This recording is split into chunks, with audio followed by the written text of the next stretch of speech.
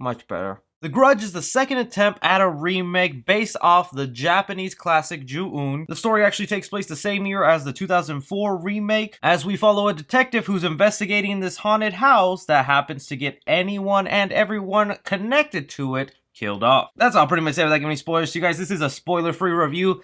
The Grudge. Okay, I know there's a lot of fans out there for it, and I admit the Japanese is sort of a classic, but what we tried to do with it with the 2004 remake just wasn't doing it for me. So for that fact alone, I just was not a fan of The Grudge. I was really excited though when they came out and said that they were going to reboot this because they were going to add John Cho to the cast, and I thought he would be the main character. Come to find out, this movie is actually like 6 movies in one. And I gotta give them props for that because they told this story in a very unique way. This Grudge is basically an anthology movie. It all has to do with this one house in America that has the Ju-un curse, and we follow this detective who gets to investigate every family who has ever set foot into that house and what ended up happening to them. So for that reason alone, it makes this for an interesting watch, but also a very, very confusing one because it jumps around so much from story to story. It doesn't tell you one complete family story, then jumps to the next and jumps to the next. No, it tells you like half of this story, then we're going to jump to this story, and then we're going to go back to this story, but we're going to show you the ending of this story and the beginning of this story. I wouldn't be surprised if when people are watching this movie, they just get so confused because they don't realize what timeline they are on, what has happened, what hasn't happened yet. So while I do applaud them for taking a unique approach to telling the story, it wasn't executed in the best way. Along with that, because you are telling separate stories throughout the movie, you don't get a chance to really connect with any of the characters on screen. They give you little hints and reasons why you should sympathize with them, why maybe you would want this couple or these group of people to stay alive, but right when you get invested, they cut away and then you're jumped into another story and then another story. So because of that, a lot of the times you just will not connect with the characters, and because the movie decides to show you for almost every story how it'll end, you honestly are just anticipating the obvious to happen and are kind of bored throughout the movie. Not to mention also I was kind of bummed out that they did away with the whole iconic look for the Grudge character, because one of the cool things that makes her creepy other than that constant burp sound,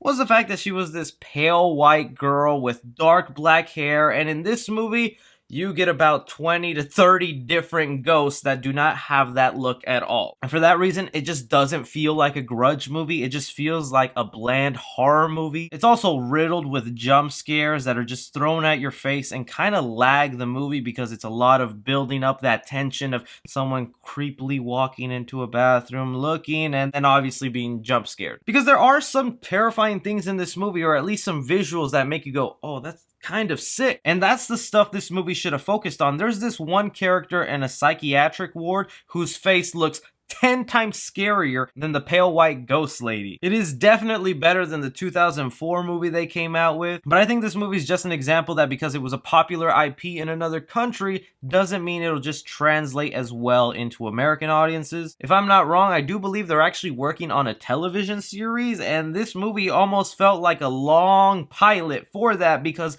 every little story in here could have been its own episode. So maybe this is just a test of the waters for that. So for The Grudge, I'm gonna give action 2 stars. It's a very slow-paced movie that really tries to build up those jump scares. Not a lot of fast-paced movement in this movie. Comedy in the movie, I'm gonna give it 1 star. There are little to no jokes in here. There's even some weird edits and cuts in the film that make you laugh, but I don't know if that's intentional. Drama in the movie, I'm gonna give it 2 stars, and I think I'm being generous. A lot of that just has to do with the unique way they tried telling this story and how many stories they were able to put in here. My favorite story would have to be the John Cho one, but even then, if that was the main focus of the movie, I don't think it would have been any better. Horror in the movie, I'm gonna give 2 stars too, because aside from the jump scares, there are some creepy visuals in this movie. There are some actual well done horror moments, but I don't know if it's worth sitting through the entire movie just for those slivers of horror. And suspense the film, I'm gonna give it 2 stars. It didn't do that great of a job with building up suspense. I mean, they tried to with these jump scares, but we just know when they're coming. When it's dead silent, something's creeping up, the music starts flaring, you know a jump scare, you can just feel it. It's in our veins by now as horror fans. Casual fans, I'm gonna give it a B-. Cinephiles, I'm gonna give it a C+,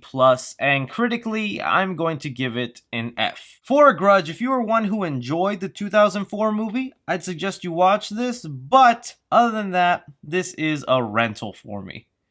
But again, that's just my opinion of this movie. If you came out really liking it, please go ahead and let me know down below. If you were disappointed with this movie, also go ahead and let me know down below. On my podcast channel, I'll most likely try to convince my co-host to do a spoiler review if you guys are interested in that. So make sure you subscribe to that channel, Film Strippers. But other than that, be sure to like and subscribe. Follow me on Twitter at 3C Film Review. As always, I'm Chris. Take care.